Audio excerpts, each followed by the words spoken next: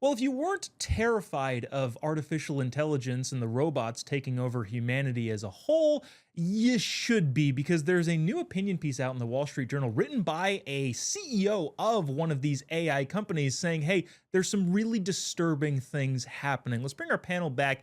Alex Stein, Chloe Castillo. Guys, this is a little bit wild to me. This company was attempting to shut down its AI program, or at least this particular model, and 79% out of the 100 trials, 79 out of 100, the machine rewrote its own internal code to not be shut down. Then after they were explicitly told, hey, no, you have to be able to have your code authorize you to be shut down, still in 7%, almost 1 in 10 times, it figured out a way around the human system to make sure that it wasn't shut down. Even worse than that, in another AI model, Cloud 4 Opus, I'm not super familiar with this.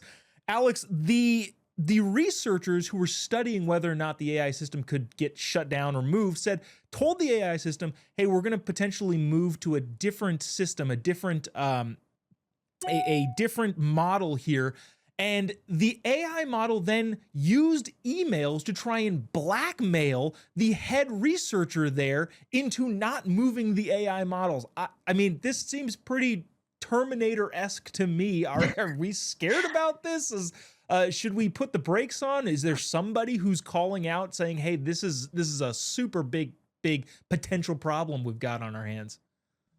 Well, I don't know if it's too late. I mean, when I really think about my biggest fears and I see the footage from like the Ukraine war, I'm almost more worried about like somebody putting a bomb on a drone and Mm, just like flying it over you. I see that, but that a lot of that is AI, the drone's kind of flying itself. But there's this theory where there's an uncanny valley where the top telecommunications company have spent billions of dollars and they do this testing where they try to convince a human that they're not talking to a robot. Like when they want to do these call centers, they want to be able to do it where it's just yeah. all AI.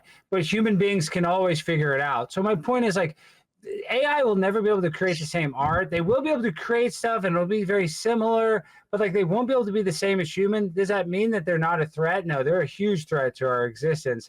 But it's just kind of weird that AI will never be human. So I don't know. I guess we could just defeat AI by turning off the power. Maybe is that the only way we can unplug it? I guess that's the only way that we beat it. But other than that, I think we're pretty much toast. Yeah, I'm a proponent of unplugging the internet.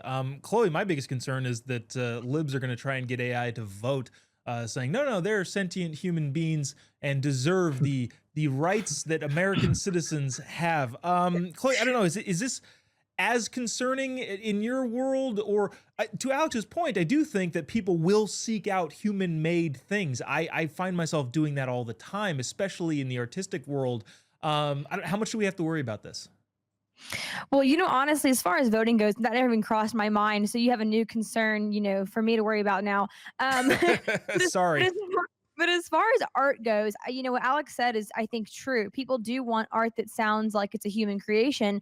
And honestly, one thing that's concerning to me isn't so much the AI as the fact that the actual art that we do have out there, the artists who are producing music in particular these days, it's getting more and more and more and more electronically focused and centered around things that are harder to differentiate between actual human art and just computerization of everything. So to me, it's kind of interesting, honestly. Maybe the powers that be are trying to shift us to being more, I guess, accepting of this kind of sound, and then we're not going to be able to tell the difference. I don't know. Maybe not. Maybe it's just like my conspiracy. But I think it's interesting when you look at the art these days, how agenda ridden it is, and how I guess unartistic in a lot of ways as well. So that's a concern on my end of things, I guess.